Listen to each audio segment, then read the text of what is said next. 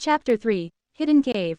Thea Pav, are we almost there? I asked Haley for the 19th time already. I was lazy and too tired to walk. Luckily Atheist offered to carry me in his back with his soft fur. I closed my eyes and felt the sun reach into my eyes. Atheist, I called his name. We need to find a shelter or a cave so I can sleep properly. You will find food once we get there. I told him. Yes, mistress, he replied. I saw Haley with her grumpy face looking at me. What?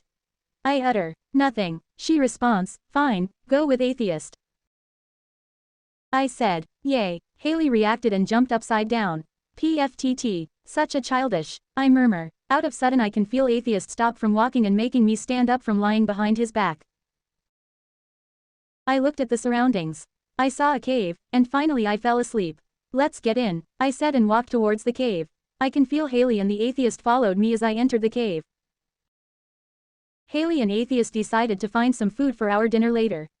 While I was waiting for them, I stood up from sitting into the ground and looked around me. The walls are silenced only by the drip, drip, drip of water from the cavern's roof. Then, in the heart of the cave, she saw it a violet gem, pulsing with an otherworldly light.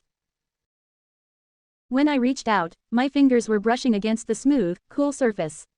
As her touch connected, a wave of heat surged through the gem, and a blinding flash of violet light erupted. When my vision returned, the gem was glowing in my hands, a warm, comforting light radiating from its core. I stared at the gem in my hands. The cave was different now, altered by the gem's power. I close my hands as I hold tightly to the violet gem. I walk back to the place where my backpack is and I put the gem inside my bag. When the gem and the rusty old sword touch each other, other glowing lights appear. When the glowing lights slowly faded, I saw the sword slowly melting the gem and the gem's color by spreading to the sword and vanishing when the rusty sword transformed into a new one. The rusty was gone and the gem was in the top holder of the sword, a smaller one despite its original size. I put it inside the backpack so Haley will not freak out if she sees this. I'm lying in the ground without any blanket. I closed my eyes and fell asleep. 10 p.m. at the cave. I woke up from my long nap. Yes, Haley didn't wake me up or even Atheist because they are busy talking through telepathy. I only hear Haley's voice echoes inside the cave. I stand up and approach their direction. I saw Atheist looking in my direction and he boxed his head. Greetings, mistress, it's already 10 in the night and we already prepared your dinner. He said. Let's eat, Haley cheerfully said as she grabs my hand and drags me to the nearest bonfire where our meal. Atheist walk outside the cave to guard us. After eating, Haley starts to lay down since she is already sleepy. I went to the outside of the cave and sat next to Atheist.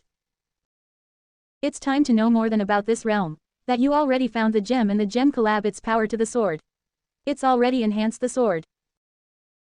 You can cut anything by using that. Atheist, you mean this sword can kill a person if I swing this to the person's chest? I asked. Yes, mistress, try it on me. He said. What? I don't want to kill you. I replied. It's fine, after a minute I'll come back to life. He said. How can you be so sure? I utter. My life is linked to you, mistress, since you are my master. If you die, I'll die and disappear. He uttered. I've been living for how many centuries and I devoted my life in each chosen goddess. He added. You do know about the Darkness Queen? Haley told me but she didn't know the history. I said. The Darkness Queen, once, she was a goddess of light and worshipped by all. A goddess, cursed, I whispered. A curse born of betrayal, jealousy, a power struggle so ancient, its echoes still shake the very foundations of this world. She was loved, then betrayed by those she cherished most. He added. Who betrayed her? The betrayal shattered her light, twisting it into something dark, something hungry. The curse stripped her of her divinity, leaving only a shadow of her former glory. But even in shadow, her power remains. The curse binds her to this realm, a prison of her own making.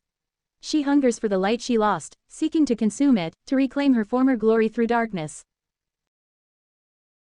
But, can she be stopped? I asked. That, Thea, is the question that haunts us all. Some say she is beyond redemption. Others believe there is still a spark of the goddess within, a flicker of hope. But finding that spark, that is the challenge. Atheist said. The Darkness Queen's power grows with every passing moment. Her influence spreads like a blight across the land. You, Thea, are caught in the heart of it. You must choose carefully. Will you fight against her, or will you succumb to the darkness? He asked me. I was stunned and speechless, and I don't know how to react or answer that question because even me myself I still don't know. I truly am. I realized that the gem was not just a beautiful object, it was a powerful artifact. She felt a sense of responsibility for its safekeeping, a burden she wasn't sure she was ready to bear more than that.